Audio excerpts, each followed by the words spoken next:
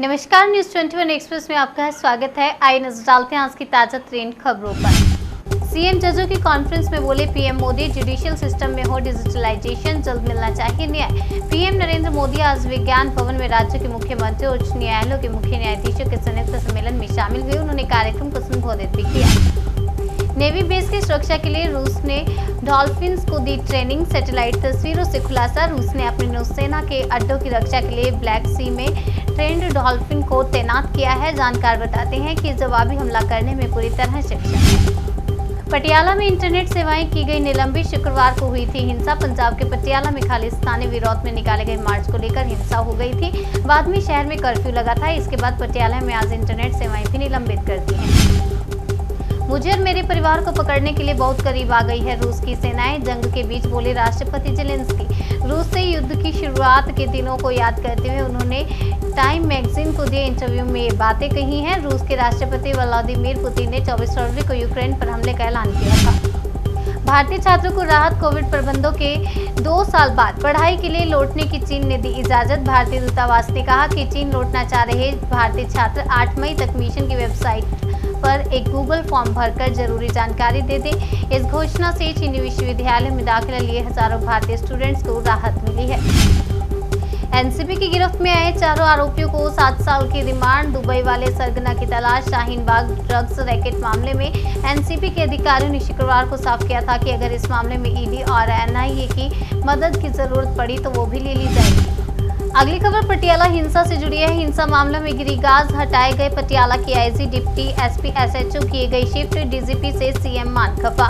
पंजाब के पटियाला में खालिस्तानी विरोधी एक मार्च को लेकर 2 समूहों में झड़प में 4 व्यक्तियों के घायल होने के बाद हालत तनावपूर्ण बने हुए हैं। इलाके में कर्फ्यू लगा दिया गया है।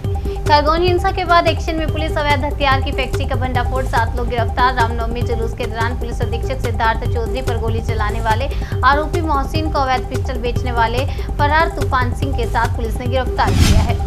देश में तेजी से बढ़ रही कोरोना की रफ्तार। 24 घंटे में आए 3688 नए केस, 50 की मौत। देश में पिछले 24 घंटे में देश में 3688 नए मामले सामने आए हैं। आपको बता दें जो कल के मुकाबले ज्यादा है। यूपी में धार्मिक स्थलों से हटाए गए 45,000 से ज्यादा लाउडस्पीकर। 58,000 की आवाज की गई कम। उत्तर प्रदेश में धार्मिक स्थलों से लाउडस्पीकर हटाए जा रहे हैं। राज्य में अब तक 45,000 से ज्यादा लाउडस्पीकर उतारे गए हैं। श्रीनगर में आवारा कुत्तों के हमले में पर्यटकों के समेत 39 लोग घायल। स्थानीय लोगों ने दिया रिएक्शन। स्थानीय लोगों ने अधिकारी से क्षेत्र में आवारा कुत्तों के बढ़ते खतरे के खिलाफ कार्रवाई की अपील की है। लोगों का कहना है कि कई होटलों की उपस्थिति के कारण कुत्तों की आबादी बढ़ी है।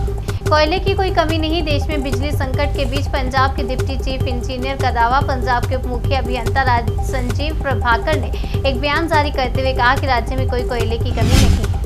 पटियाला में हिंसा के बाद पंजाब में सुरक्षा के कड़े इंतजाम। बड़े शहरों में भारी पुलिस बल तैनात। पंजाब के पटियाला में हुई हिंसा के बाद राज्य के कई शहरों में सुरक्षा के पुख्ता इंतजाम कर दिए गए हैं। अमृतसर में भी भारी पुलिस बल तैनात दिखाई दिया।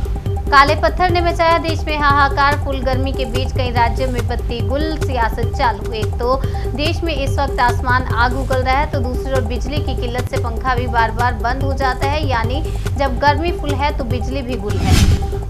भारत के कई हिस्सों में लू का कहर। पारा 46 डिग्री के पार। जीवन बेहाल। दिल्ली में रविवार को आंशिक रूप से बादल छाए रहने, हल्की बारिश और धूल भरी आंधी के साथ 50 किलोमीटर प्रति घंटे की रफ्तार से हवाएं चल सकती हैं, जिससे गर्मी से अस्थायी राहत मिल सकती है। आसमान से बरस रही आग। दिल्ली, पंजाब समेत कई राज्यों के लिए ऑरेंज अलर्ट। मौसम विभाग ने दिल्ली, पंजाब, हरियाणा, उत्तर प्रदेश, राजस्थान और मध्य प्रदेश के लिए ऑरेंज अलर्ट जारी करते हुए चेतावनी जारी की है।